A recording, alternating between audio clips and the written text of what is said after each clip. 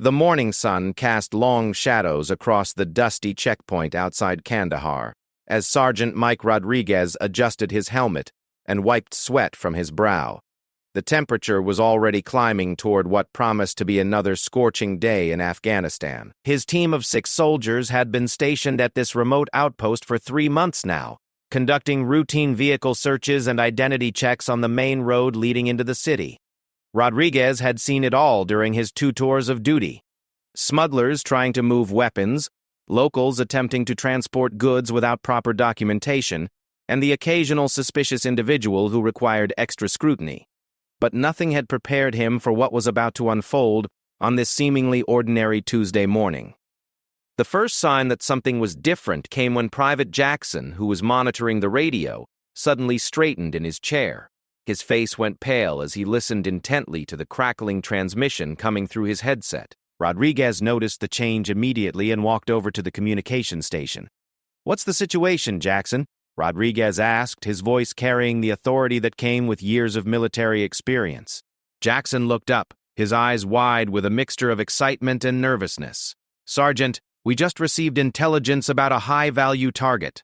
Apparently, there's a female operative working for enemy forces who's been responsible for coordinating attacks against coalition forces. The description matches someone who might be coming through our checkpoint today." Rodriguez felt his pulse quicken. High-value targets were rare in their sector, and the opportunity to capture someone of significance could be a major breakthrough for their unit. He gathered his team around the radio as Jackson relayed the details from headquarters. The description was specific. A woman in her 30s, approximately 5 feet 6 inches tall, with dark hair and olive skin. She would likely be traveling with minimal luggage and might attempt to use forged identification documents. Intelligence suggested she was highly trained in combat and should be considered extremely dangerous. As the team absorbed this information, Rodriguez began formulating a plan. They would need to be extra vigilant with every vehicle that approached the checkpoint, particularly any containing women who matched the general description. The stakes were higher than usual, and everyone needed to be at their absolute best. Corporal Maria Santos, the only female member of their team, raised an important point. "Sergeant, if we do encounter this target, we'll need to conduct a thorough search. Given cultural sensitivities and military protocols, I should be the one to perform any physical searches of female suspects." Rodriguez nodded approvingly. Santos was sharp, methodical, and had an excellent eye for detail. Her presence on the team had been invaluable in situations requiring interaction with local women, and her combat training was second to none. The team spent the next hour reviewing protocols and preparing for what could be a significant operation. They checked their equipment, tested communication systems, and went over the rules of engagement. Every detail mattered when dealing with a high-value target. Around mid-morning, the first convoy of vehicles began approaching the checkpoint. Rodriguez positioned his team strategically, ensuring they had clear lines of sight and could respond quickly to any threat. The tension was palpable, as each vehicle was thoroughly inspected. Several cars passed through without incident, local merchants heading to market, families traveling to visit relatives, and the usual mix of civilians going about their daily business. Each female passenger was carefully observed and compared to the description they had received, but none matched closely enough to warrant additional scrutiny. Then, just before noon, a single black sedan approached the checkpoint. The vehicle was newer than most that passed through their station, and something about it immediately caught Rodriguez's attention. The way it moved, the tinted windows, and the fact that it was traveling alone rather than in the typical small convoy of local vehicles all triggered his instincts. As the car came to a stop at the checkpoint, Rodriguez could see there was only one occupant, a woman behind the wheel. She appeared to match the general age and physical description they had been given. His heart rate increased as he signaled for his team to assume positions. The woman rolled down her window as Rodriguez approached. She appeared calm and composed, showing no obvious signs of nervousness that might be expected from someone trying to hide their identity. She was well-dressed in conservative clothing, appropriate for the region, and spoke with a slight accent when she greeted the soldiers. "Good afternoon, officer," she said in clear English. "I'm traveling to Kandahar for business. I have my identification and travel documents ready for inspection." Rodriguez studied her carefully as she reached into her purse to retrieve her papers. Everything about her demeanor suggested she was exactly what she claimed to be, a businesswoman on a routine trip. But his training had taught him that the most dangerous operatives were often the ones who appeared most innocent. The identification documents appeared legitimate at first glance, but Rodriguez knew that sophisticated forgeries were becoming increasingly common. The woman's passport indicated she was a Pakistani citizen named Amina Khalil, working for an import-export company based in Islamabad. Her story was plausible and her documentation looked professional. However, something nagged at Rodriguez as he examined the papers. The woman's hands were softer than he would expect from someone who claimed to work in international trade, and there was a subtle confidence in her posture that reminded him more of military bearing than civilian business experience.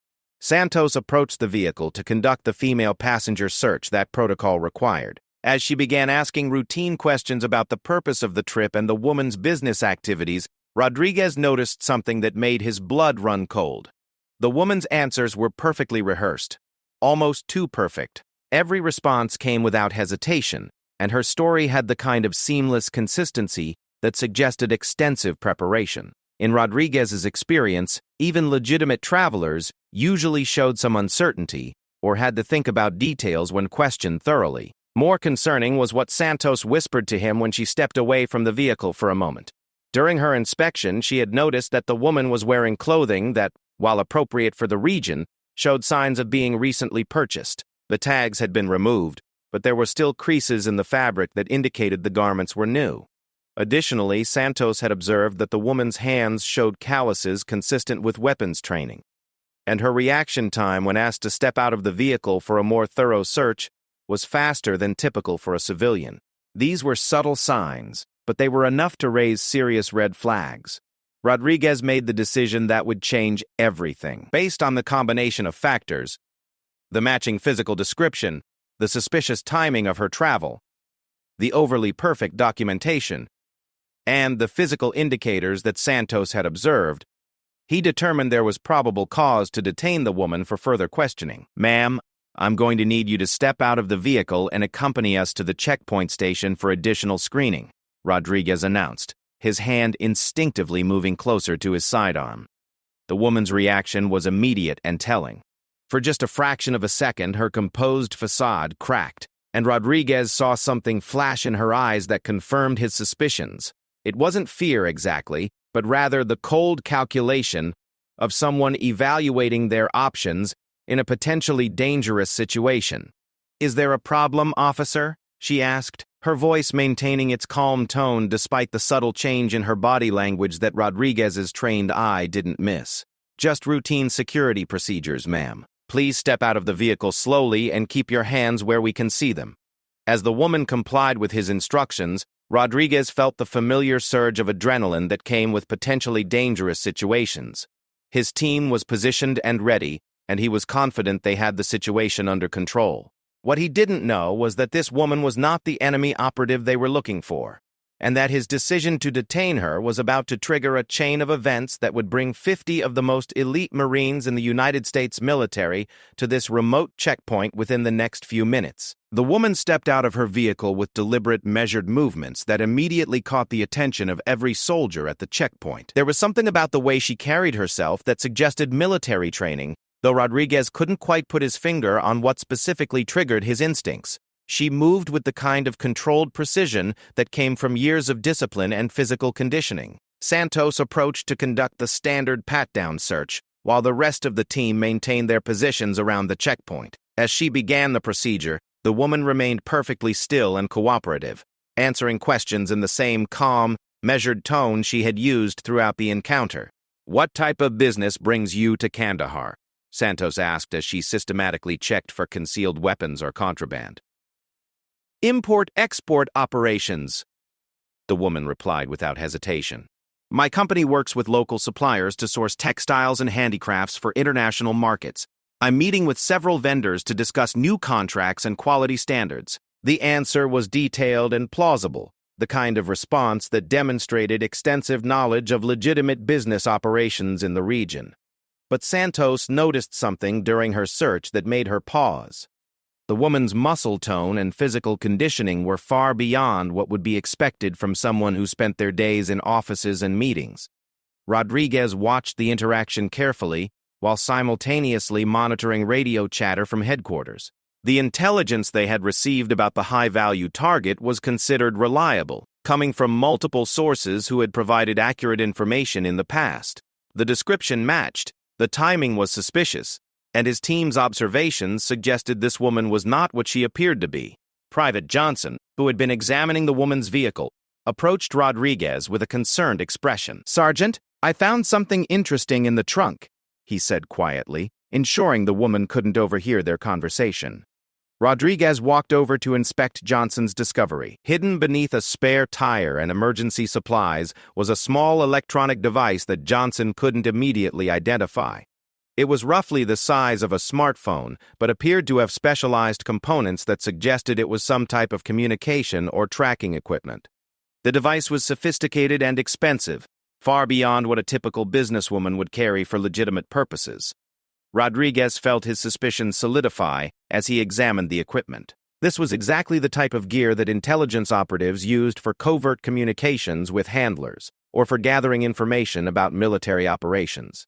When Rodriguez returned to where the woman was being questioned, he noticed that despite her calm exterior, she had positioned herself in a way that gave her the best possible view of all the soldiers' positions. It was a subtle tactical awareness that trained operatives developed through extensive field experience. "Ma'am, we're going to need to search your vehicle more thoroughly," Rodriguez announced. "We found some equipment that requires additional explanation." For the first time since the encounter began, the woman's composure showed signs of strain. She maintained her calm demeanor, but Rodriguez detected a slight tension in her shoulders and a barely perceptible change in her breathing pattern. "I'm not sure what you're referring to," she replied. "All of my business equipment should be properly documented. Perhaps if you could show me what you found, I could explain its purpose." Rodriguez decided to press harder. "The electronic device hidden under your spare tire. What is its function and why wasn't it declared during your initial document inspection?" The woman paused for what seemed like a very long time before responding. Rodriguez could almost see her mind working, calculating her options and formulating a response that would be believable while not admitting to anything that could incriminate her. "That device is a satellite communication unit," she finally said. "In my line of work, reliable communication is essential when traveling to remote areas where cell phone coverage is unreliable. It allows me to stay in contact with my office and clients regardless of location." The explanation was reasonable, but Rodriguez's experience told him there was more to the story. Legitimate business travelers occasionally carried satellite communication equipment, but the device they had found was far more sophisticated than necessary for simple voice calls or internet access. Santos completed her search and approached Rodriguez to report her findings. In addition to the unusual physical conditioning she had observed, she had found what appeared to be a small, concealed medical kit containing supplies that went well beyond basic first aid. The kit included surgical instruments, advanced antibiotics, and blood-clotting agents typically used in combat situations. "Ma'am, can you explain the purpose of the medical supplies in your possession?" Rodriguez asked directly. The woman's response came quickly, perhaps too quickly. "I suffer from a chronic medical condition that requires specialized medication and equipment. I carry those supplies everywhere I travel in case of emergency. I can provide medical documentation if necessary." While her explanation was plausible, Rodriguez noticed that she had not mentioned any medical condition during their initial conversation, despite being asked standard questions about her health and travel limitations. The omission, combined with all the other suspicious factors, convinced him that this woman was indeed the high-value target they had been warned about.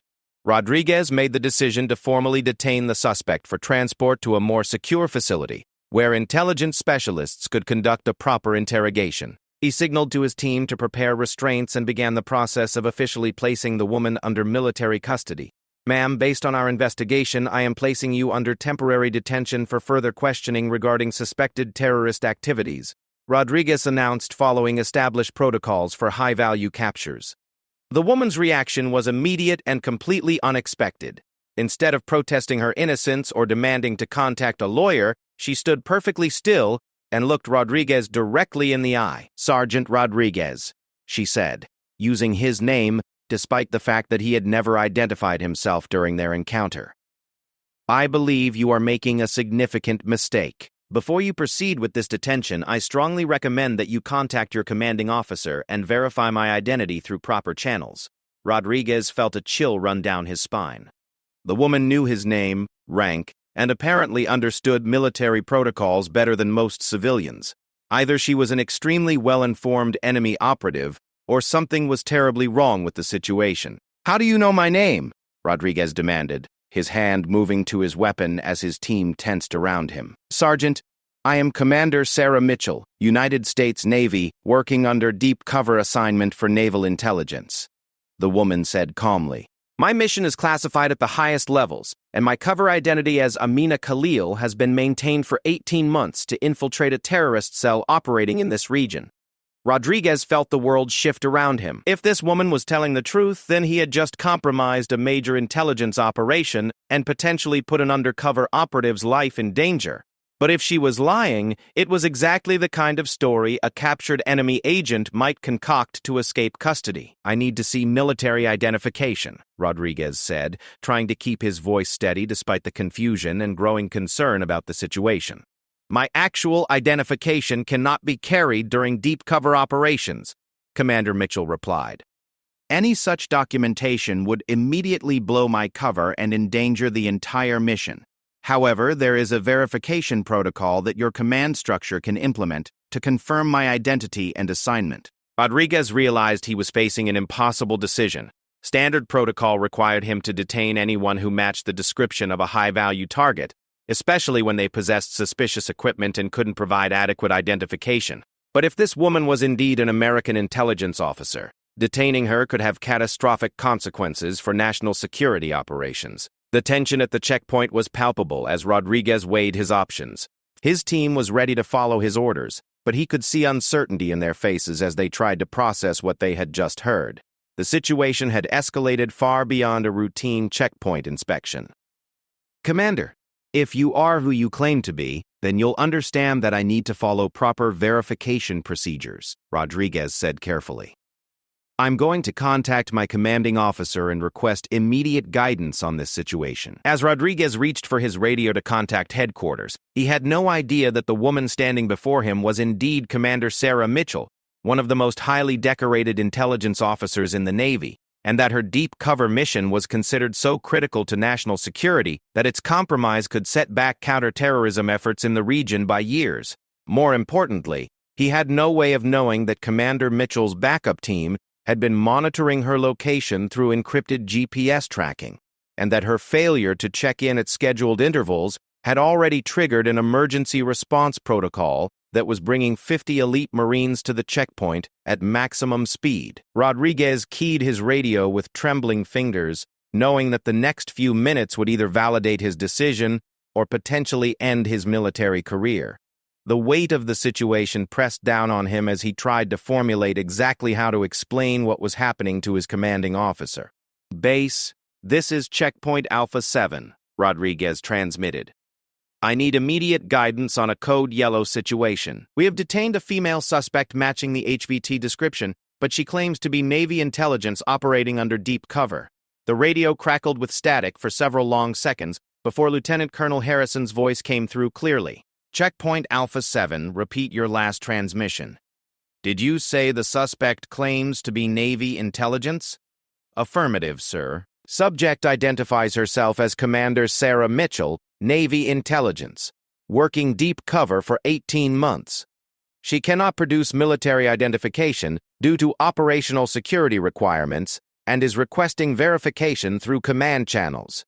Rodriguez could almost feel the tension through the radio waves as his commanding officer processed this unexpected development. Lieutenant Colonel Harrison had been managing operations in this sector for over a year, and Rodriguez knew he would be familiar with any major intelligence operations taking place in their area of responsibility. "Stand by, Alpha 7.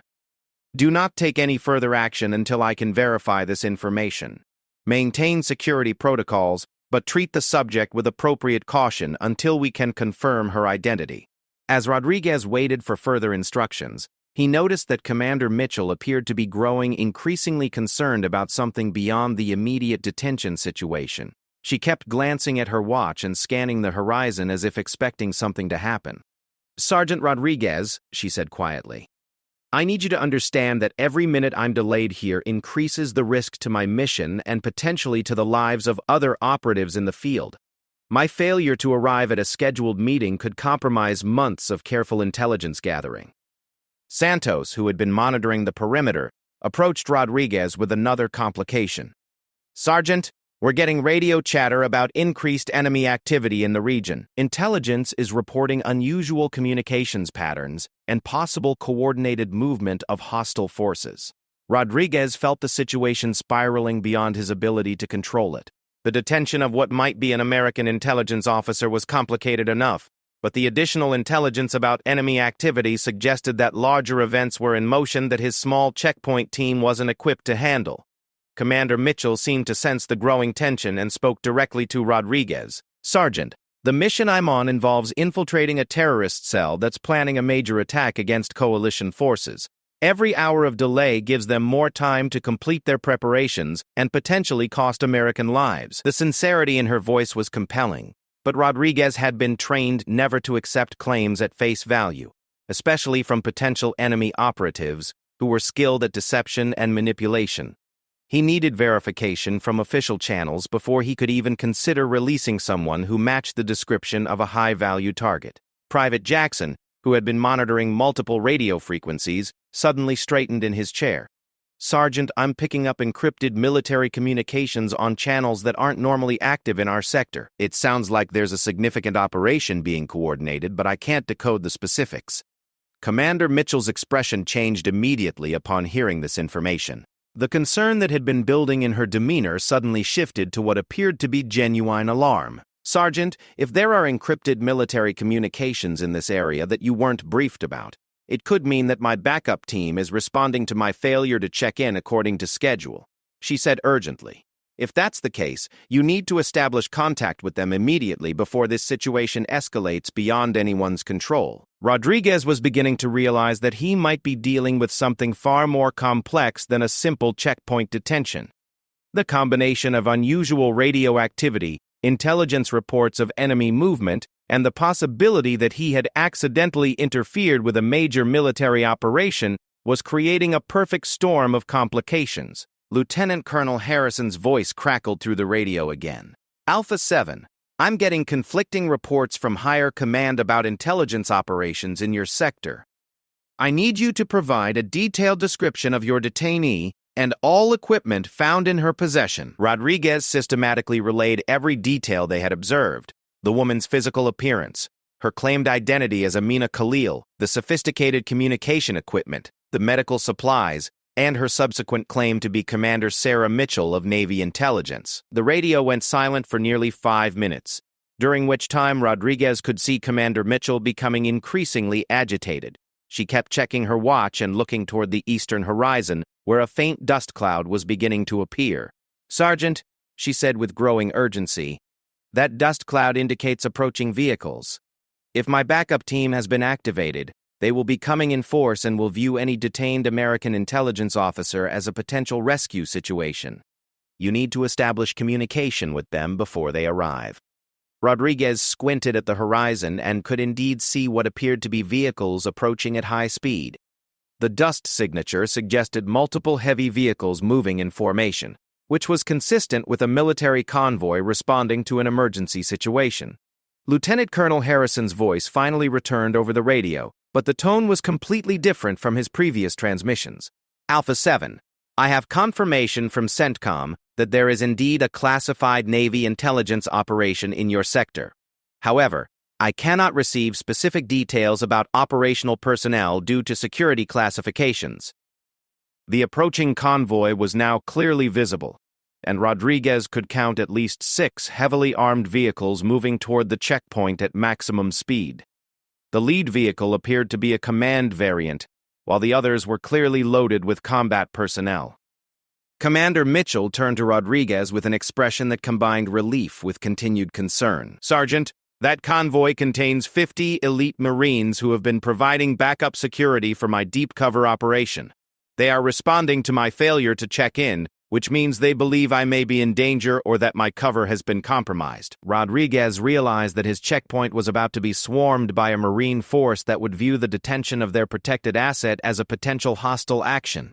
The Marines would be operating under protocols designed to secure and extract intelligence personnel, and they would arrive ready for combat.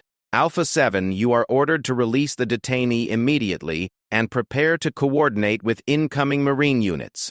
Lieutenant Colonel Harrison's voice commanded through the radio. Higher command has confirmed that this individual is a legitimate intelligence operative whose mission has priority classification.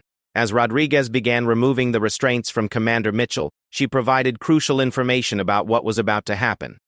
Sergeant, the Marine unit responding is Force Reconnaissance, the most elite troops in their service. They've been operating in complete secrecy to support my mission, and they will arrive expecting potential hostile contact. The lead vehicle of the approaching convoy was now less than a mile from the checkpoint, and Rodriguez could see that it was indeed a military formation, moving with the kind of precision and speed that indicated emergency response protocols. The Marines would reach their position within minutes. Commander Mitchell quickly moved to her vehicle to retrieve additional equipment that Rodriguez now realized was part of her intelligence operation. The communication device that had seemed so suspicious was actually a specialized unit designed to maintain contact with her backup team while preserving her cover identity. Sergeant Rodriguez, she said as she prepared for the arrival of her backup team, I want you to know that you and your team followed proper protocols under extremely difficult circumstances. The fact that my cover identity was sophisticated enough to raise legitimate suspicions actually confirms that the mission planning was effective. Rodriguez could now hear the engines of the approaching Marine vehicles, and he quickly briefed his team on the situation to prevent any misunderstanding when the Marines arrived. The checkpoint that had started the day with a routine intelligence briefing was about to become the center of one of the most complex military coordination efforts he had ever witnessed. The first Marine vehicle skidded to a halt 50 meters from the checkpoint, and Rodriguez could see heavily armed Marines dismounting with the fluid efficiency that came from countless hours of training and real combat experience. These were not ordinary soldiers, but the kind of elite operatives who were called upon when standard military units were insufficient for the mission requirements. The Marine vehicles formed a perfect tactical perimeter around the checkpoint within seconds of their arrival, demonstrating the kind of precision that could only come from extensive joint operations training. Rodriguez watched in amazement as 50 of the most elite Marines in the military dismounted and established defensive positions with movements so coordinated, they appeared almost choreographed. Major David Thompson, the Marine Force Reconnaissance Commander, approached Rodriguez with the confident stride of someone accustomed to taking command of complex situations. His gear and bearing immediately identified him as a veteran of multiple combat deployments, and his eyes constantly scanned the area for potential threats even as he focused on the immediate situation. Sergeant Rodriguez, I'm Major Thompson, Force Recon, he announced crisply. I need an immediate status report on Commander Mitchell and a full briefing on everything that has occurred at this checkpoint in the past 2 hours. Rodriguez felt slightly overwhelmed by the sudden presence of so many elite troops, but his training kicked in as he provided a concise summary of the events leading to Commander Mitchell's detention. Major Thompson listened intently, asking pointed questions that demonstrated his thorough understanding of both intelligence operations and checkpoint security protocols. Commander Mitchell approached the two officers, and Rodriguez could see the immediate change in her demeanor as she shifted from her cover identity back to her role as a naval intelligence officer. The transformation was remarkable. Her posture became more military, her speech patterns changed, and even her facial expressions reflected the confidence of someone operating in their element. Major Thompson, we have a serious problem, Commander Mitchell reported. My detention has delayed my arrival at a critical meeting by over an hour. The terrorist cell I've been infiltrating was expecting me to provide intelligence about coalition force movements, and my failure to appear on schedule may have compromised the entire operation. Major Thompson's expression hardened as he absorbed this information. Rodriguez realized he was witnessing a conversation between two professionals who operated at levels of military intelligence far above his clearance level, dealing with situations that could affect national security policy. What's the tactical situation, Commander? Major Thompson asked. Do we need to implement emergency extraction protocols, or is there still a possibility of salvaging your cover identity? Commander Mitchell checked her communication device and frowned. I'm not receiving any signals from my contacts within the terrorist organization. That could mean they've moved locations due to security concerns, or it could indicate that they suspect my true identity. Rodriguez listened to this exchange with growing understanding of how significant his checkpoint's actions had been. What had seemed like a routine detention based on intelligence briefing was actually interfering with an operation that had taken 18 months to develop and involved some of the military's most valuable assets. Major Thompson turned to address Rodriguez's team. Sergeant, I need your men to maintain absolute operational security about everything you've witnessed today. This operation is classified at levels that require special security clearances, and any disclosure could endanger ongoing missions and American lives. Santos approached the group with additional intelligence that had been coming through their communications systems. Sir, we're receiving reports that the terrorist cell commander Mitchell was monitoring has suddenly ceased all communications and appears to be implementing emergency protocols. Intelligence analysts believe they may suspect infiltration. The implications of this development were immediately clear to Major Thompson and Commander Mitchell.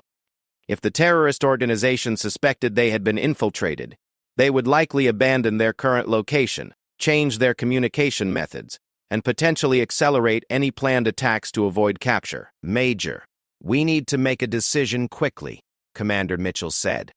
Either I attempt to re-establish contact and explain my delay with a cover story, or we implement immediate extraction and hope we can gather enough intelligence from my time inside the organization to disrupt their operations. Major Thompson was clearly running through multiple scenarios in his mind, weighing the risks of each possible course of action. Rodriguez could see the weight of command responsibility in the Major's expression as he considered options that could affect the lives of numerous people and the success of broader counterterrorism efforts. Commander, what's your assessment of the probability that your cover identity is still intact? Major Thompson asked. 50-50 at best, Commander Mitchell replied honestly. The delay can be explained by checkpoint security procedures, which are common and expected in this region.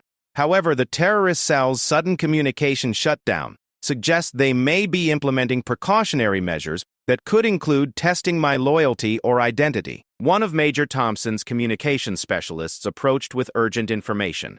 Sir, we're intercepting increased chatter on frequencies associated with terrorist organizations throughout the region. It appears that multiple cells are implementing enhanced security measures simultaneously. This development suggested that Commander Mitchell's mission had potentially been compromised at a level that extended beyond her specific target organization. If terrorist groups throughout the region were enhancing security simultaneously, it could indicate that intelligence about American infiltration operations had been shared among multiple organizations. Rodriguez realized he was witnessing the kind of military decision-making that occurred at the highest levels of special operations. The choices being made in the next few minutes could affect the success of American counterterrorism efforts throughout Afghanistan and potentially save or cost numerous lives.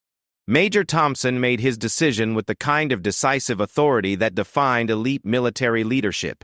Commander, we're implementing immediate extraction. The risk of continuing the mission with potentially compromised cover identity outweighs the possible intelligence gains. Your 18 months of work have provided valuable intelligence that will be analyzed and used to support future operations. Commander Mitchell nodded, understanding that her deep cover mission was ending, but that the intelligence she had gathered would continue to serve American interests. She began the process of abandoning her cover identity and preparing for extraction to a secure facility where she could be debriefed by intelligence analysts. Major Thompson coordinated with Rodriguez to ensure that the checkpoint could resume normal operations while maintaining absolute secrecy about the events that had occurred. The Marine convoy would escort Commander Mitchell to safety, and Rodriguez's team would continue their assigned duties as if nothing unusual had happened. As the Marines prepared for departure, Commander Mitchell approached Rodriguez one final time. Sergeant, I want you to understand that your actions today, while complicating my mission, were exactly what you were trained to do. You followed protocols, protected coalition forces, and maintained security standards that are essential to our overall mission success. Rodriguez felt a mixture of relief and pride as he realized that his team had performed their duties correctly under extremely challenging circumstances. They had been placed in an impossible situation with incomplete information, and they had responded professionally despite the complexity of the circumstances they faced. Major Thompson added his own assessment of the situation. Sergeant Rodriguez, your team's actions today demonstrate exactly the kind of vigilance and professionalism that protects our forces and supports our missions. The fact that you detected potential security concerns about a deep cover operative actually validates both your training and the effectiveness of Commander Mitchell's cover identity. As the Marine convoy prepared to depart with Commander Mitchell, Rodriguez reflected on how a routine checkpoint inspection had evolved into one of the most significant events of his military career. He had learned that the war on terrorism involved levels of complexity and coordination that extended far beyond what individual soldiers typically witnessed. The 50 elite Marines who had responded to Commander Mitchell's situation represented just one small part of a vast network of special operations forces working to protect American interests around the world. Their rapid response and professional coordination demonstrated the sophisticated support systems that enabled intelligence operatives to conduct the dangerous missions necessary for national security. As the convoy disappeared into the distance, Rodriguez knew that he and his team had played a small but important role in operations that would remain classified for years to come, and that their actions had contributed to the broader effort to protect American forces and interests in one of the world's most dangerous regions. The dust from Major Thompson's convoy had barely settled when Lieutenant Colonel Harrison arrived at the checkpoint with a small team of intelligence officers. Rodriguez could tell from his commanding officer's expression that the events of the day had created complications that extended far beyond their small outpost. Sergeant Rodriguez, I need a complete debrief from you and every member of your team, Lieutenant Colonel Harrison announced as he surveyed the checkpoint. What happened here today has implications that reach the highest levels of military command, and we need to ensure that all protocols were followed correctly. Rodriguez gathered his team and began the detailed process of documenting every aspect of their encounter with Commander Mitchell. The intelligence officers took extensive notes, asking specific questions about timing, procedures, and the physical evidence that had led to their decision to detain her. Santos provided crucial details about her observations during the search, explaining how the woman's physical conditioning and the sophisticated medical equipment had raised red flags about her claimed identity as a civilian businesswoman. Her professional assessment had been accurate. Commander Mitchell was indeed highly trained military personnel. Private Jackson contributed information about the communication equipment they had discovered and the unusual radio chatter that had preceded the arrival of the Marine convoy. His attention to detail and monitoring of multiple frequencies had provided early warning of the developing situation. Corporal Williams, who had been responsible for vehicle inspection, described the sophisticated nature of Commander Mitchell's sedan and the way it had been modified with hidden compartments and enhanced communication capabilities. These modifications were now understood to be necessary elements of her deep cover operation. As the debriefing continued, Rodriguez learned more about the broader context of Commander Mitchell's mission and why it had been considered so critical to national security interests. The terrorist cell she had infiltrated was believed to be planning coordinated attacks against multiple coalition targets, and her intelligence gathering had provided crucial insights into their capabilities and intentions. Lieutenant Colonel Harrison explained that Commander Mitchell's 18-month deep cover operation had already resulted in the prevention of at least 3 major terrorist attacks and had provided intelligence that led to the capture of several high-value enemy operatives in other regions. Sergeant, what your team encountered today was one of the most sophisticated intelligence operations currently being conducted in this theater, Lieutenant Colonel Harrison said. The fact that you detected potential security concerns actually validates the thoroughness of your checkpoint procedures and demonstrates why these security measures are so important. The intelligence officers reviewing the case confirmed that Rodriguez and his team had followed proper protocols throughout the encounter. Their decision to detain someone who matched the description of a high-value target, combined with suspicious equipment and circumstances, was exactly what their training had prepared them to do. However, the incident had highlighted a critical gap in coordination between different levels of military operations. Intelligence operations of Commander Mitchell's classification level were typically coordinated only among senior command staff, leaving field units like Rodriguez's team without the information necessary to distinguish between legitimate threats and friendly assets. Lieutenant Colonel Harrison announced that new protocols would be implemented to prevent similar incidents in the future. We're establishing enhanced coordination procedures between intelligence operations and field security units. While we cannot compromise operational security by sharing classified details, we can implement better systems for verifying identity in situations like this. The new protocols would include emergency verification codes that deep cover operatives could use to establish their identity with field units without compromising their missions. Additionally, intelligence operations would provide general notification to area commanders when friendly assets might be operating in their sectors. As the formal debriefing concluded, Rodriguez received unexpected news about the impact of the day's events on the terrorist organization that Commander Mitchell had been monitoring. Despite the compromise of her mission, the intelligence she had gathered over 18 months was already being used to coordinate strikes against terrorist facilities throughout the region.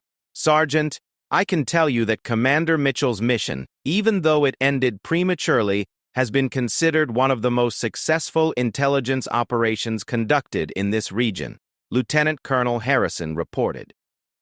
The information she gathered is currently supporting operations that will significantly degrade terrorist capabilities across multiple countries.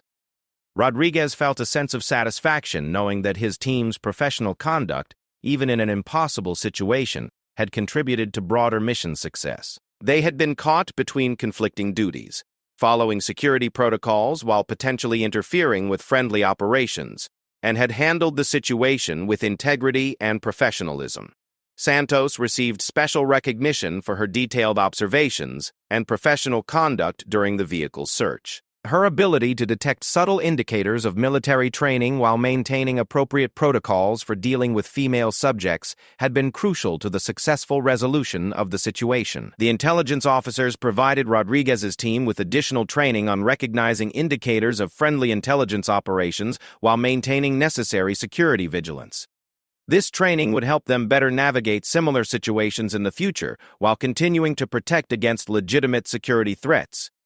Over the following weeks, Rodriguez learned that the terrorist cell Commander Mitchell had infiltrated was ultimately dismantled through a coordinated series of operations based on her intelligence. The organization's leadership was captured, their weapons caches were seized, and their planned attacks were prevented. The 50 elite Marines who had responded so rapidly to Commander Mitchell's situation were part of a specialized quick reaction force designed specifically to support deep cover intelligence operations. Their presence in the region and their rapid response capabilities had enabled intelligence officers like Commander Mitchell to operate with the confidence that backup was available if needed. Rodriguez also learned that his checkpoint's location had been strategically important to Commander Mitchell's mission because it was one of the primary routes used by the terrorist organization for moving personnel and equipment. Their vigilant security procedures had actually been providing valuable intelligence about terrorist movement patterns without their knowledge. The incident became a case study in military training programs, demonstrating the importance of following proper protocols even when faced with unexpected complications. Rodriguez and his team were commended for their professional conduct under extremely challenging circumstances. Lieutenant Colonel Harrison concluded the formal review process by emphasizing the broader lessons learned from the incident. This situation demonstrates the complexity of modern military operations and the importance of coordination between all levels of command. It also shows how soldiers at every level contribute to mission success, even when they cannot see the full picture of their role. Rodriguez reflected on how the events had changed his understanding of his role in the broader war on terrorism.